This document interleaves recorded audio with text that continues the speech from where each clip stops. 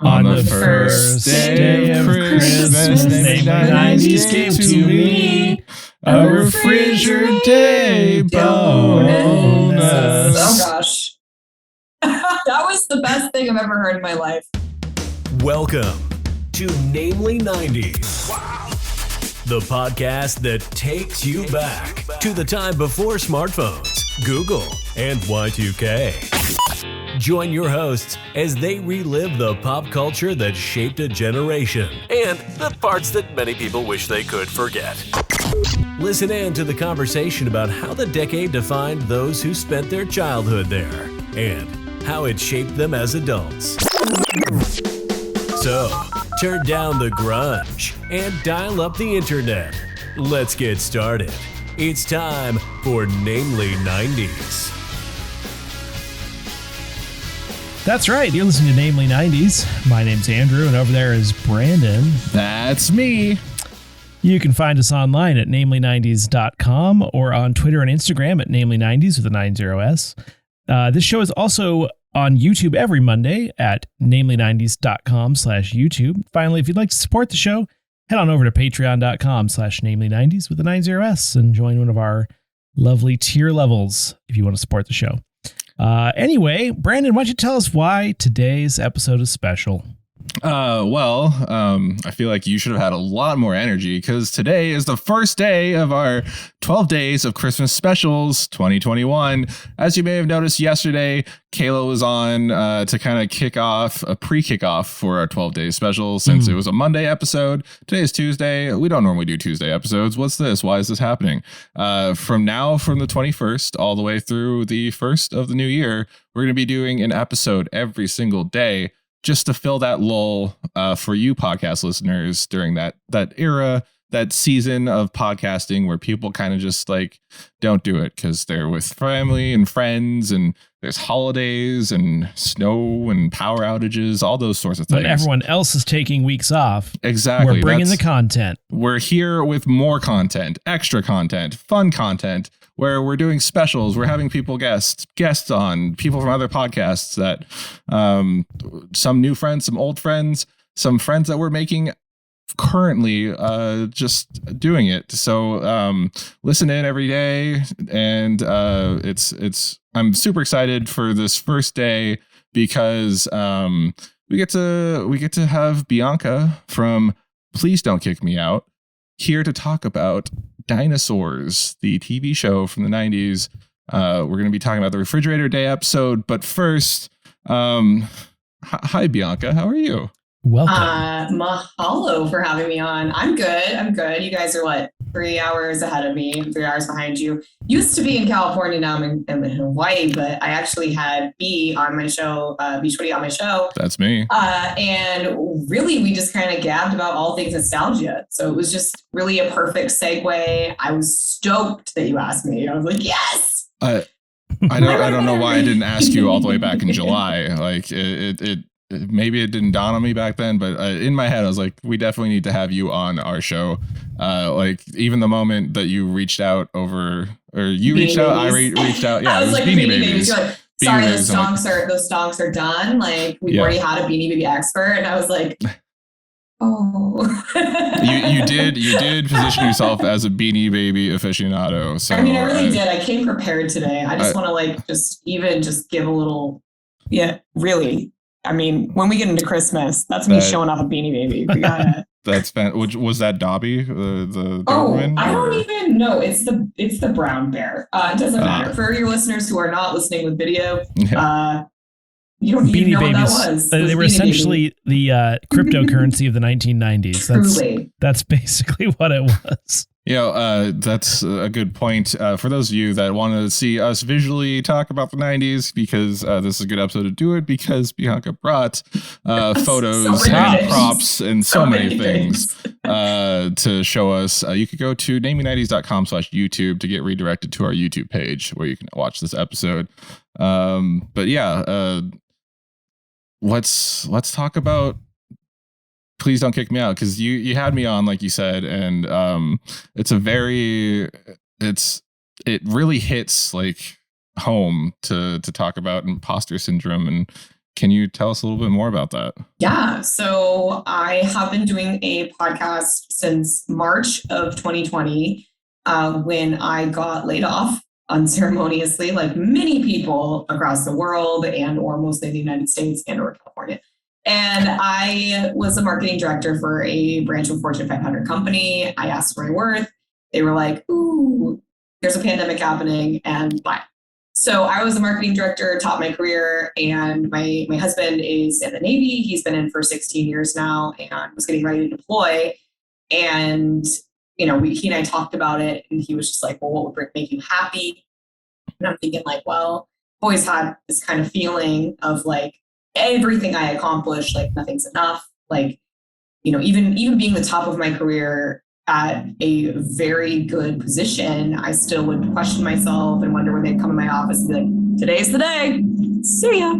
Even though I have 10 years of experience. And so what imposter syndrome is, it's the feeling of not fitting in or being found out to be a fraud. It's not tied into the diagnostic of psychology, but what it really is tied into is this feeling of self-esteem. So like, a lot of unworthiness, a lot of feeling like you walk into a room, everyone's like talking about you, or you get accepted onto a panel. Or for instance, I had it coming into tonight. I was like, Scott, to my husband, I was like, Scott, like I'm about to talk about dinosaurs. Like he loved dinosaurs.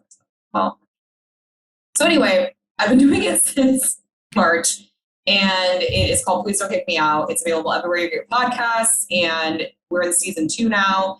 And one of the biggest components that's kind of come from it is the idea, because I was born in 1989, I grew up in the 90s, nostalgia, and how much like the weird things we loved as kids and we still stick with us, like how much that brings us joy still to this day and how it makes us fit in. And what I found by interviewing people worldwide is that everyone feels this way. No one has it figured out. The key to success is just being happy. And authenticity is when you can combat it. So that's my podcast. Very cool. That's awesome. Yeah, you said you were talking to your husband that you didn't feel prepared for this. I feel like out of the 3 of us, you're the most prepared for this. I mean, I pulled it up. Like I was like, watch it. And I was so excited, but I was like also so nervous. So I was like, what are they going to ask me? What if you guys had like a full quiz about like the boss's name? I wouldn't know. It's okay. I know nothing. If you've ever listened to this show, you know that I don't know anything about anything. I finished watching this about an hour ago. So I did not, I did my prep really close. It's the first episode, fresh in your head. Yeah, exactly. Yeah. Exactly. But yeah, you said you watched it 4 times before we started. And then, you also mentioned that you were packing your dinosaur DVDs. Oh yeah. So at the time of recording this, I'm sorry, fun fact, it's not December. It is, in Hawaii, it is still hot as hell. And it gets to a temporal cool of 75. Yeah. And for people here, they're like, oh gosh, what are you on? Similar to California. So I am next week. I won't even say what it is. I'm just flying to see friends, and I'll be flying for 2 weeks on the mainland from Hawaii. I've been here since July. I own this DVD set, and my husband's Xbox died over a year ago, and it's on Hulu. It's on Disney Plus. If you guys are wondering, if you want to follow along. But I have owned this. My sister got it for me on my 18th birthday, so I could go to college. I had a DVD player. Yep. My parents bought me a standalone DVD player, and they gave me this. And actually, my original Mac to go to college, I could watch the dinosaurs. My sister got me the DVD set that came out that year, 2007. And I have had it. It's gone from every move I've ever done, every breakout. I'm like, nope, mine. And it's weird because people don't remember the show. They don't. And I don't know why I remember the show, because to be honest, it was not on that long. 4 seasons? Such but emotional scarring, those sorts of things. Because I didn't have cable growing up, so we had one Saturday morning and Friday night, and that was TGI Fridays, and that was it, and PBS. So this was something that we would watch as a family, and my dad traveled a lot when I was a kid, so this was a show that I remember. And it's weird how those shows encode into your brain and you remember them, but it's this weird did I imagine that, or did it actually happen? And dinosaurs is one of those. Oh, it happened. Yeah. It happened. There couldn't have been production. there couldn't have been a live action dinosaur show back in the 90s. It's crazy. I mean, I really had a crush on both the brother and the sister. I didn't know why. I mean, there was a lot of feelings there. And then the baby, I was like, all right, baby runs the house. I mean, that's a good point. I feel like watching watching the show now, like back when I was a kid, every one of the characters kind of had like a human element to it that I would associate with, like the dad wearing the red flannel. For some reason, I always thought of John Goodman's character on Roseanne. Yes, same. And then like the older brother was kind of like I want to say the older brother from Step by Step. Yes. What you mean a giant stereotype? Yeah. That's true. With the sports coat and the floppy hair, and the sister, like even the mother kind of reminded me of the mom from, I want to say, Fresh Prince of Bel-Air. Yeah. I totally am with you on that. And then the sister, I couldn't delve it out of my mind, but I know that also has like an archetype. I'm thinking Family Matters. I'm thinking. Okay, yes. What's We're her name? bad at this. Don't quote us. Yeah, but it's totally like. I mean, it's a Mark Jacobs production. I believe he was the one that did like Boy Meets World, and didn't he do like all of the like Family Matters, Step by Step, Full House? Yes. And I'm so lucky because at the time of recording this, I actually have been trying to get a certain particular person on my podcast for literally a year. And it happened. That's finally. Awesome. And he is on Step by Step. He is the voice of Max Goof in a Disney movie. A Goofy movie. What? A Disney movie. And like is the quintessential like voice your childhood person. Oh yeah. And is in everything that they've ever done. Like been in all of it. Yeah, we looked up his IMDb. It is a lot. Yeah. It is a lot. That's Jason Marsden. Jason. And when this releases, this will already have happened on my podcast and hopefully on yours. We'll see. Yeah, we'll Also, see if that pans out for us. Not James Marsden, who was in yes, 27 he is Dresses. really mad. And Brandon's mad at me because I've seen 27 Dresses, but not The Godfather, for example. I think he's really triggered by that. I have a story about Godfather, but let me just tell you a story about Jason Marsden over here. I thought you were going to go into 27 Dresses. Oh, no. That's right. Katherine Heigl. Oh. What? So is that his bobblehead? No, this is Joey Fatone.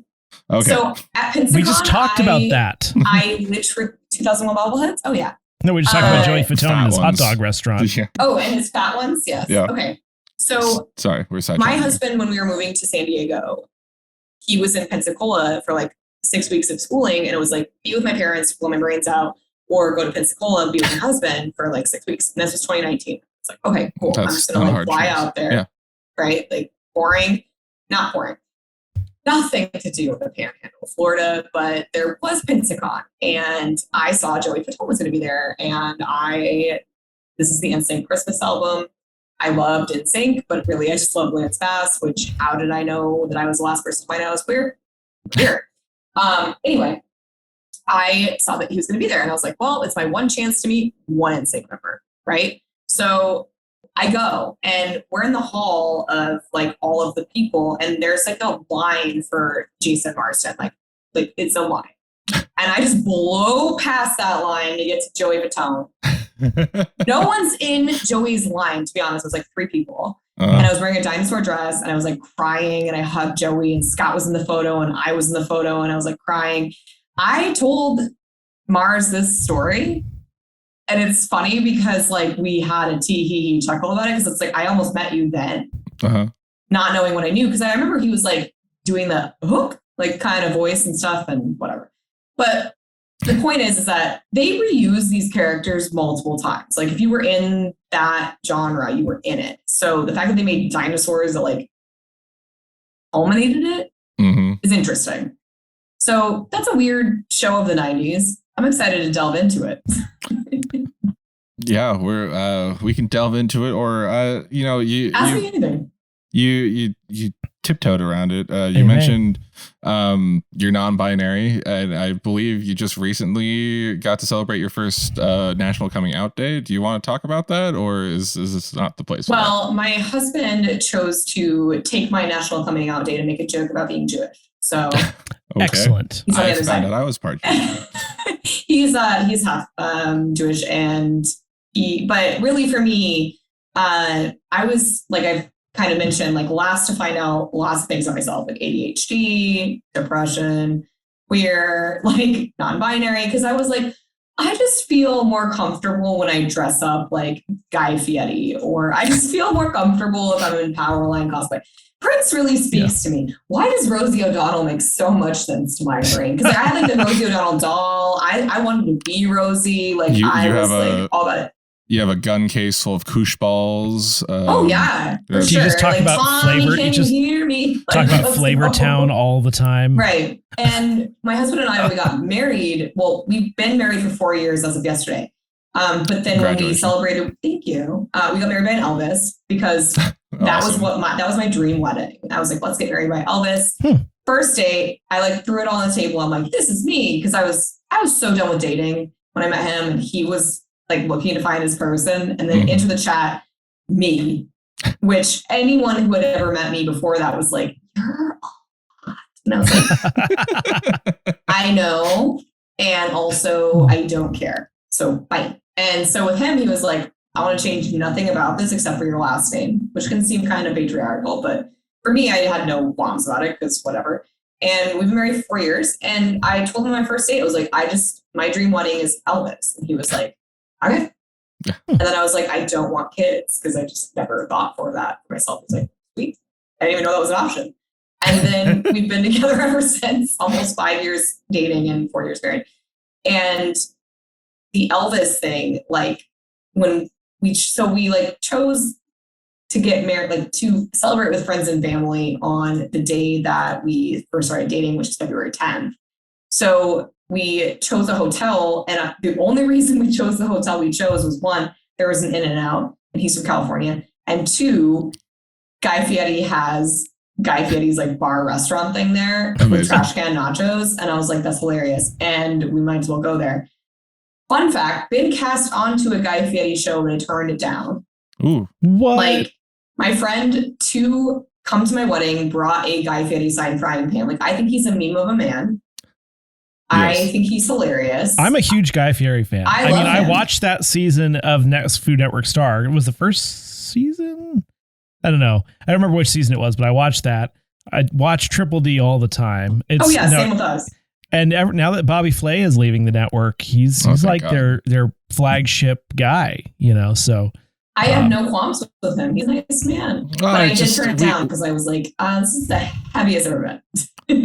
Andrew and I and Andrew's wife Kayla, we ate at Mesa once, and it was just underwhelming. The Bobby Flay's restaurant. Yeah, Bobby Flay puts a red sauce and a green sauce and everything. It's like Christmas. Yeah, Mesa Grill's gone though.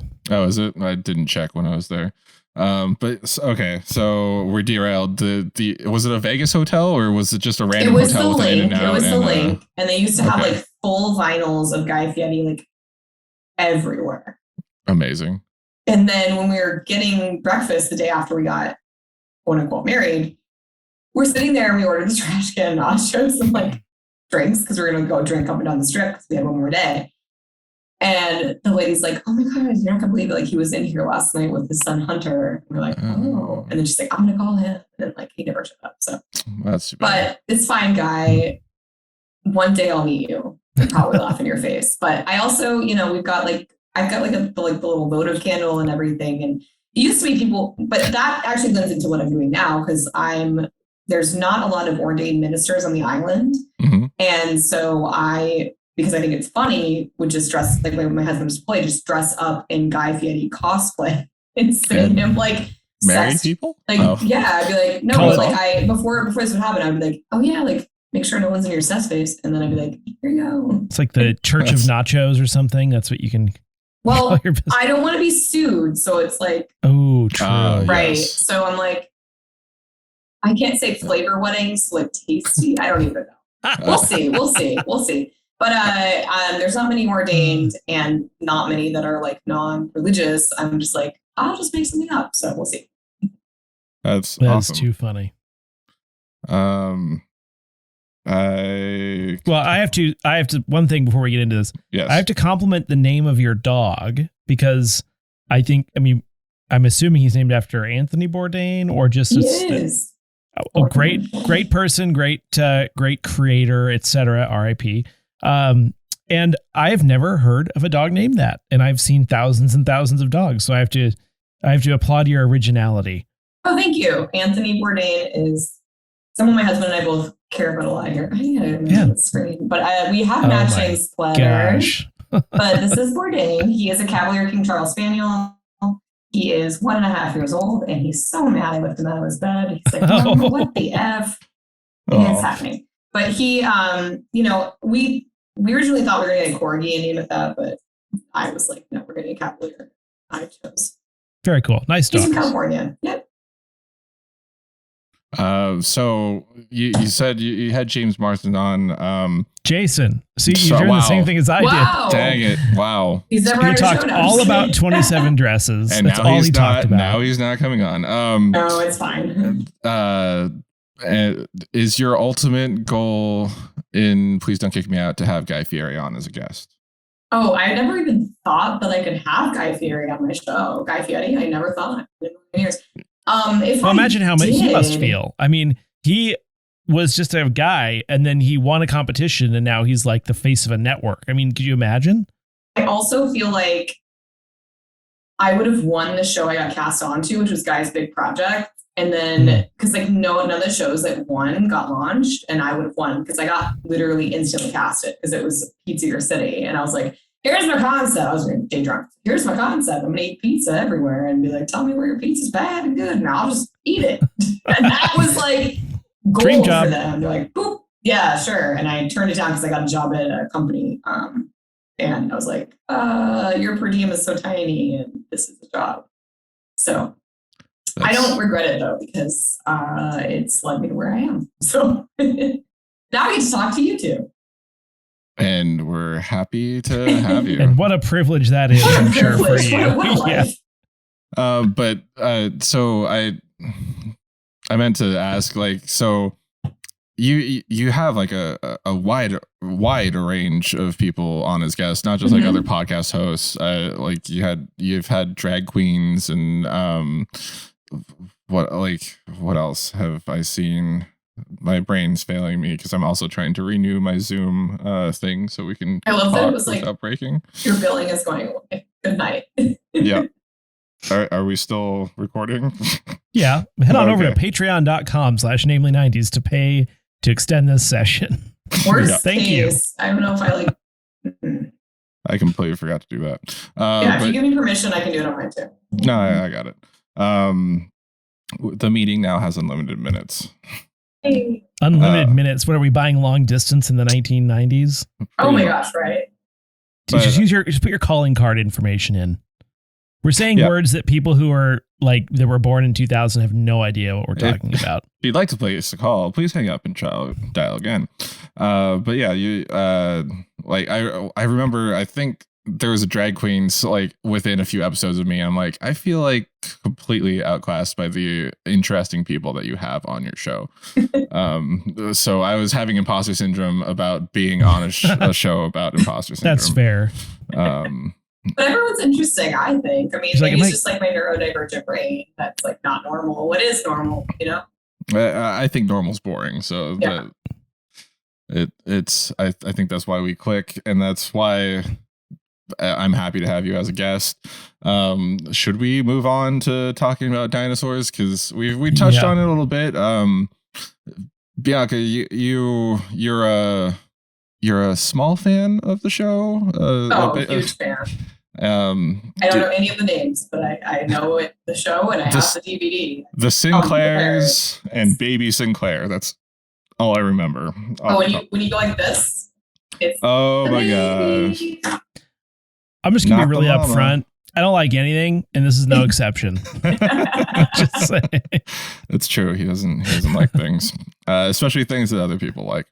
So what I remember of this show, we're not in danger of that here. Don't worry. We did talk about this on a previous episode, which if you're watching the video version, you could find a link to in the upper right hand corner.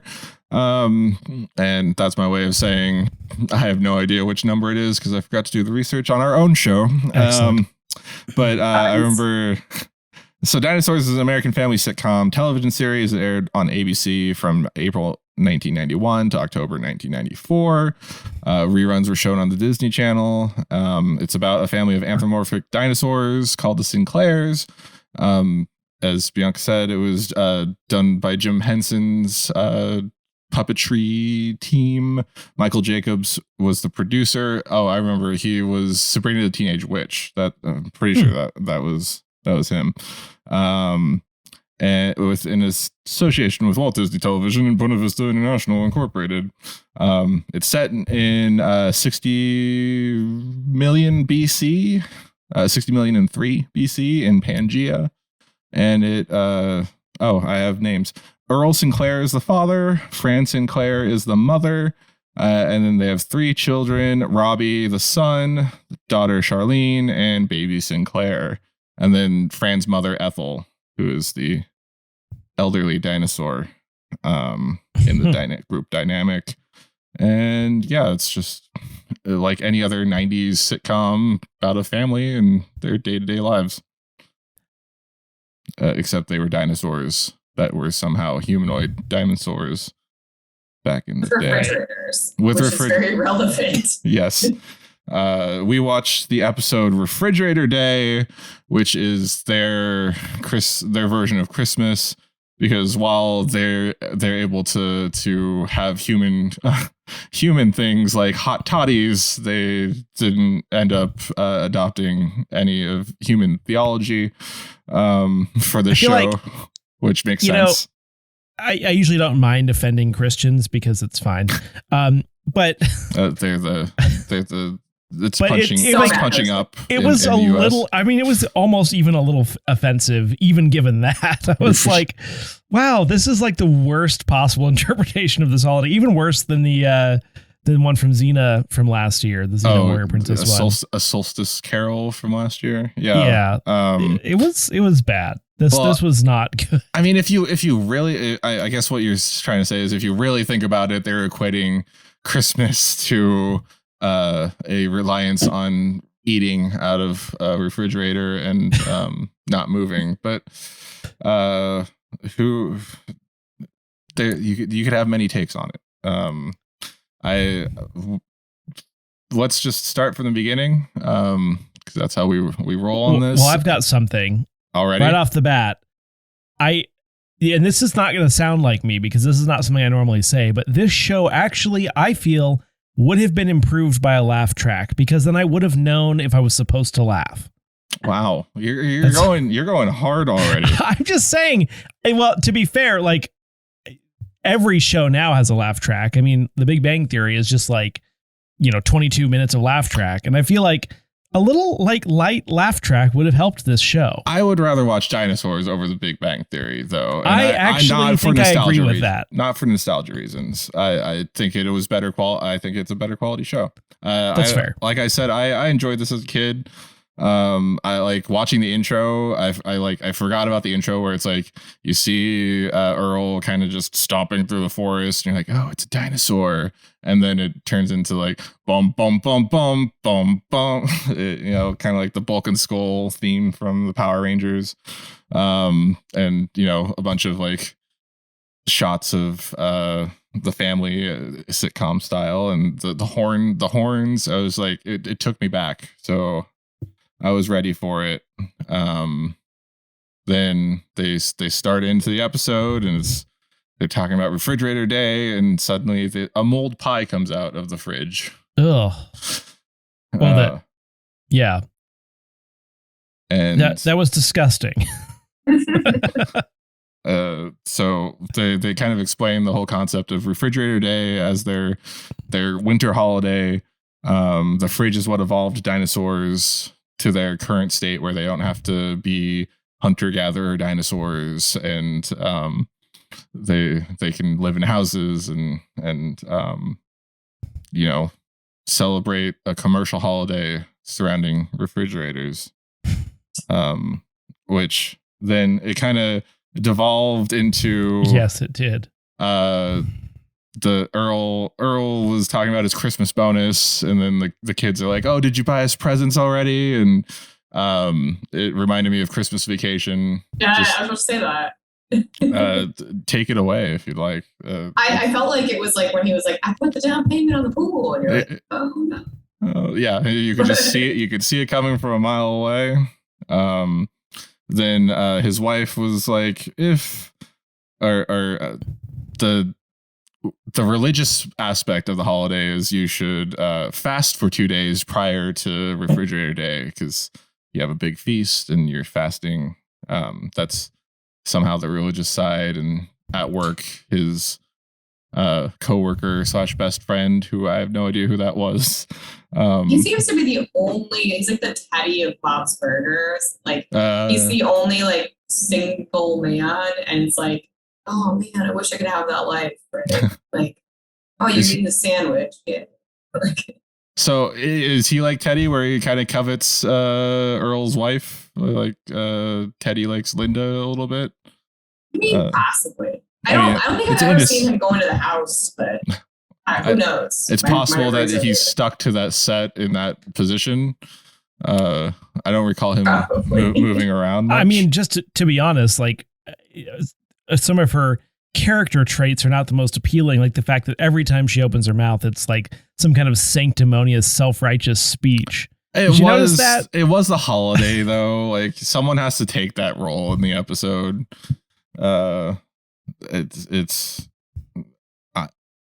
She wanted the family. She had the stereotype of the character, or the what's the word I'm looking for? Not stereotype. Archetype of the mom that's trying to get the kids and everyone to focus on the spiritual meaning of the holiday, the more what does Refrigerator Day mean to us? It's not about the presents, it's about family and togetherness. The only thing to me I have to say is when she did talk as well, it kind of sounded like, I mean, it became obvious that she was in a soundproof booth, but also with sort of like low fidelity sound. So it became a little distracting to listen to them talk, because it was like, I can feel and tell that this is recorded in a studio. I don't know if that drives me nuts. We've come a long way. It's been 30 years. Yeah, true. I don't know how you feel about this, Bianca, but I also had to agree. The voices felt more disembodied than I would have expected. Disembodied. Sure. That's a good like, word. Bip, bip, bip, bip, and then it was like going to Disney World in the 90s, like where it was like you would see things clap and you'd be like. I was gonna say watching like My Neighbor Totoro English dub, where it's like you'll see the mouth moving, and then someone will say something after they stopped moving. Like it was a good effort, but it just missed the mark so badly. But and then you look just a few years later at another Jim Henson or Henson Creatures production, which may be separated from the two, but Farscape. The puppetry on that show is like fantastic. But I think there's probably a budget element as fair. Well. That's fair. Plus they were trying to like, that was, I think those are 26 episode seasons. Like they had to push that amount of TV sitcom out like almost every other weekly. It's impressive to look at what they did in that show. And like how they managed to put all of that together week to week is mind-boggling, because it's all practical effects. There's nothing digital. That was the other thing. they had like the Star Trek like matte painting of the house, I think it was, or maybe it was his work or the department store, one or the other. And it was just like, okay, that's just a matte painting that's being zoomed in on. But it feels so 90s to me, like that exact. Yeah, I think the real travesty is the fact that all this effort and all this stuff went into it, and it's still awful. I mean, the storytelling was reasonable, but like the actual visuals of the show, like I feel bad that they tried so hard because it didn't come across that way. But that was mind blowing at the time. Like that was pre Jurassic Park. Like erase Jurassic Park from your memory. That like dinosaurs walking around. The baby was fully animated. It was like Frank Oz doing Yoda. It's the stuff of nightmares. It literally is the stuff of nightmares. Okay, and the eyes, they get like, ooh, like mine do. But I mean, I saw like a made-for-TV special in the 90s that was like a doll that had to be microwaved and she lit on fire because she was obsessed. I feel like that's made of nightmares. Dinosaurs, no. I don't know. Some people, I think people can be fearful of animatronics. Like you can be afraid of anything. It's creepy. I'm trying to get you to play Five Nights at Freddy's without you knowing what it is. Do you know what it is, Bianca? No. It was an indie game that came out like 5 years ago about it's essentially like a haunted Chuck E. Cheese where the I won't play that because I'm from Colorado and one of the people on death row shot up a Chuck E. Cheese. Oh dear. Thanks. Well, so the animatronics come alive at night and try to kill the security guard that you play as. There's a Nicolas Cage movie that's very recent and it's the same concept. Interesting. What's this? What? Babe, sorry, I have to Five Nights. Oh. What was the movie, Scott? Which one? The Nicolas Cage Chuck E. Cheese one. God. Well, he's Googling now. It's my husband on the other side. We watched it. At least I fell asleep halfway through, which is pretty much par for the course of me watching any movie ever. And it basically, you could like pay off a car part as Nicolas Cage, you pay with car parts and it would steal children. It's a whole thing. So that I've not sounds heard similar. of this one. Yeah, no, it's new. Because Nicolas Cage is like, I don't do whatever I want. Willy's They are actually making Willy's Wonderland. I recall seeing stuff on a website I read about that, but I never put two and two together of what that actually was. But don't feel too bad about falling asleep in the movie because I fell asleep in Avatar in the theater. Just saying. That did happen. I also fell asleep during the new Marvel movie. Shang-Chi? And the Legend of they were doing just too much kung fu. And I was like, good night. And then I woke up and I was like, oh, we're done. I mean, but that's me in every movie for honesty purposes. To be fair, the final fight is just a bunch of CGI, like every other Marvel movie. You didn't miss much, but I thought the beginning was pretty good with the bus scene and the. Oh yeah, the bus was legit. The one thing I do want to say positive about this show, or at least this episode, is they seem to have they have some really sharp jokes on that's. Or sort of satirical toward big business. And I think that was very I did think those jokes were pretty smart and pretty funny. I don't know if you want to touch on that, B. I feel like dinosaurs is continuing the lineage of like the Flintstones and the Jetsons. Like that's the other element, the work element. Okay. Like they have the angry boss that's a Triceratops, and the boss is kind of a dick. Yeah, but well, I mean, not only that, it was like the half a day late on payments thing. Well, when you're half a day late, we got to do this. But if you were on time, well, then we wouldn't. It was like that was good. And then when they make them sign, I'm sorry, I'm jumping to the end, but they make them sign the release. Giving them the idea of a return policy. They like casually slide under the radar, like, oh, just here's some nice stuff to sign this and sign away all your rights. It was just, I did think that was pretty good. Yeah. So to continue on the storyline, there's a daydream sequence where the boss gives Earl like a giant bonus check or something, and then he wakes up. So. Yeah. And that's the corporation, right? We say so. Mhm. Yeah. Yep. And then that's where the hot toddy thing came from. I was like, why do they have a hot toddy in that? Anyway, then it cuts to him in real life, and the boss is like, classic Christmas Vacation. Sorry, I'm not giving you a bonus because you're expecting a bonus. So, I'm an evil boss stereotype. Yeah. To be fair, I've never gotten a bonus ever. Same. In the 12 years I've worked. And so I think it's really like fitting. I think that was a very like back in the 80s corporate. Wait a second. This show is from 1992, right? This episode? Yeah. Yes. 1992 is the same year that Dave Ramsey started on the radio. So maybe this episode inspired him to create his financial coaching program. You know what I'm saying? Like this could be it. Guy. He's on Refrigerator Day. He's like, I've got to do something about this. He also was like, I need to sign, or I need them to sign a binding contract that lets me create my own podcast. Yes. Yeah. But again, I have to say the family decides to return their presents because their fridge gets repossessed, and how can you have a Refrigerator Day without your refrigerator? True. Which is, I guess, like the Christmas tree. Christmas tree, yeah. So they return it, and they go to the store, and they're like, you want to return the presents and for free or for lesser value? And yeah, so I have to say the line, do you want to be a store? And then the daughter's like, I want to be a store. That got me. Really? I thought, though, it was very on brand for her character. She's the stereotype materialistic sort of. Yes.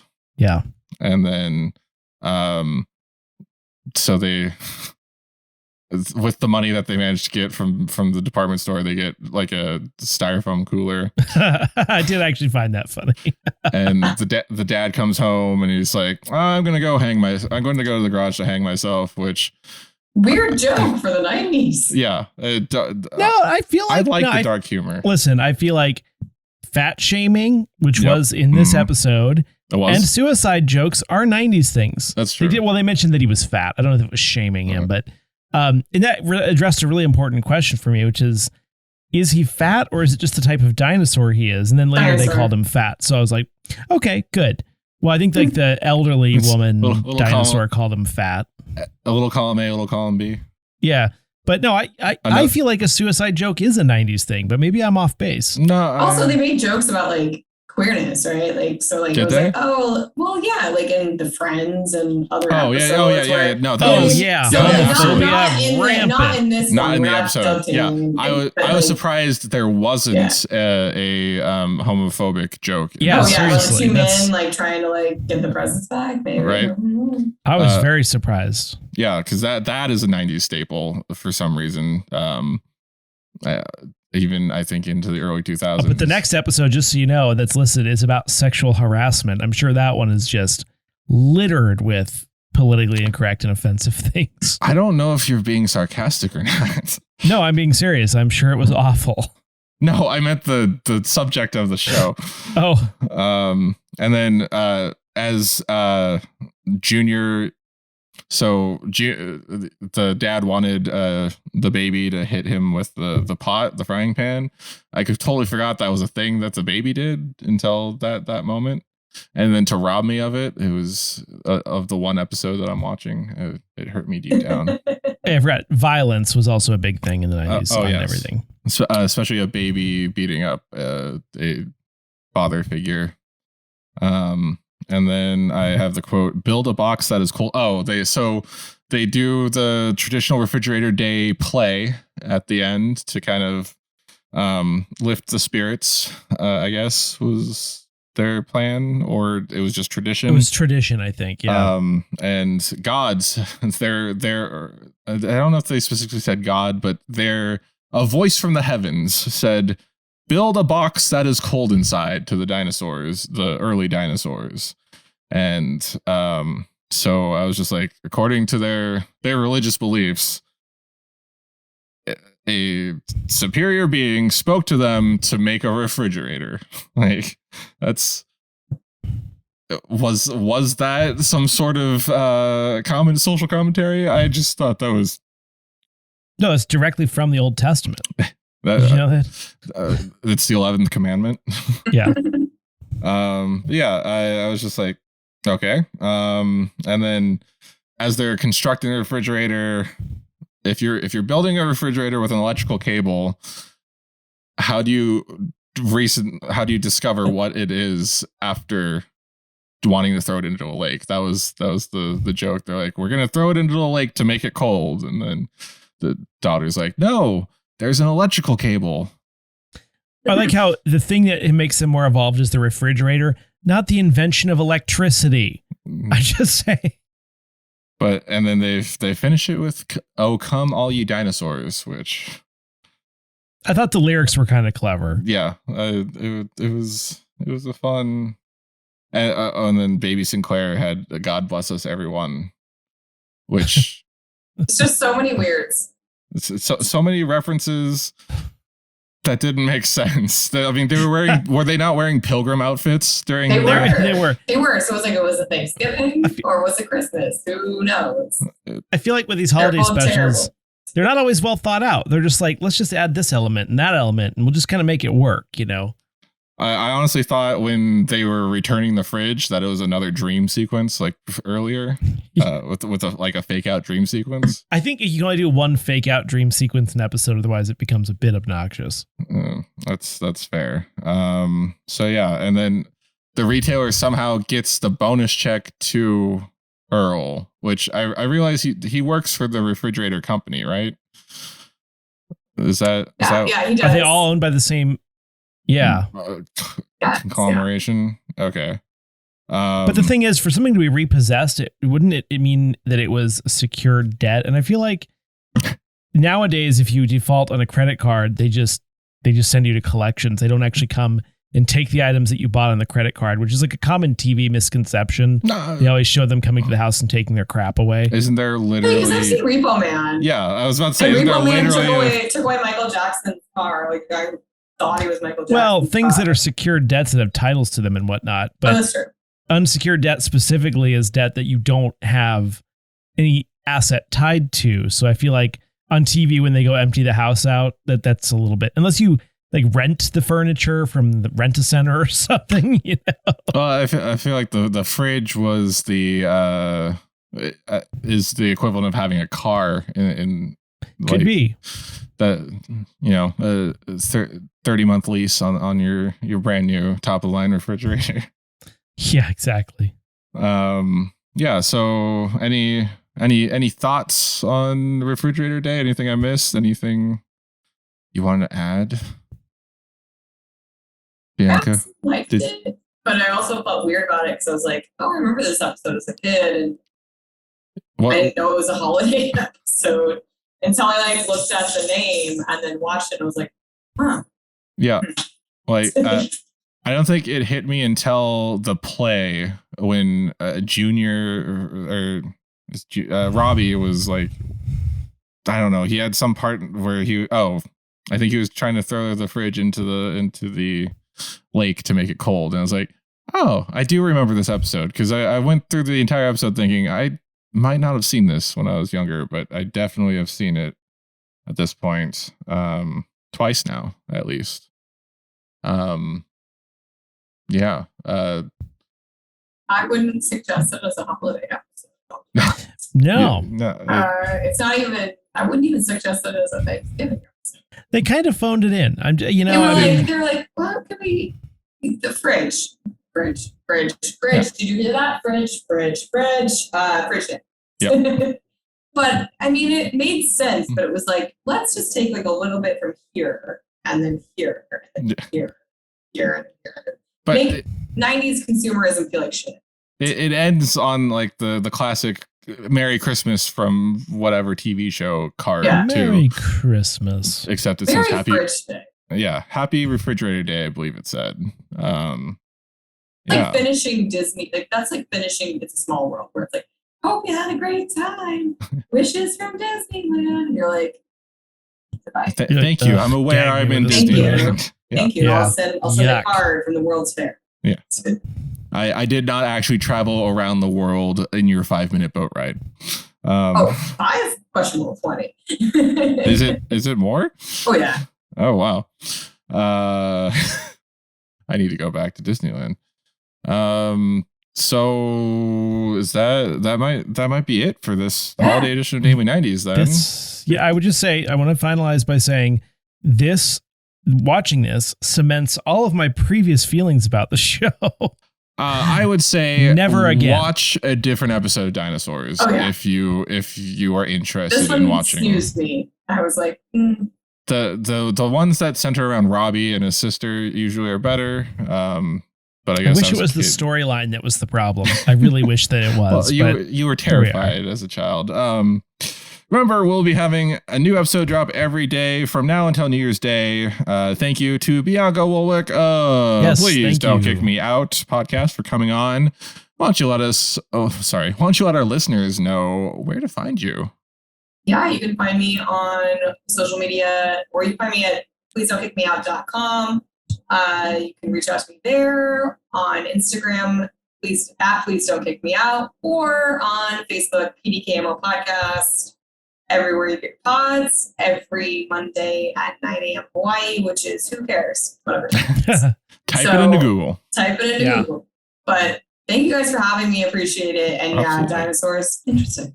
Absolutely. And remember, you can find us on Twitter and Instagram at Namely90s with 90s, or find our personal accounts at Beachwitty and at Namely Andrew, and tell us what you want us to talk about on future episodes. If you'd like to support the show, please check out our Patreon at patreon.com/Namely90s, also with a 90s. Finally, you can also contact us through our website, Namely90s.com. Please subscribe to us on Apple Podcasts, Stitcher, Google Podcasts, Spotify, YouTube, Refrigerator Day, Deezer, TuneIn, iHeart, and wherever you get your podcasts from. I'm Brandon. That's Andrew. Thank you one final time to Bianca from Please Don't Kick Me Out. Mahalo. Aloha. Mele Kalikimaka? Mele Kalikimaka. Yeah, there you go. Is Yugi Hawaii's Kame way Aloha. to say Merry Christmas to you. And we'll catch you tomorrow for more holiday specials.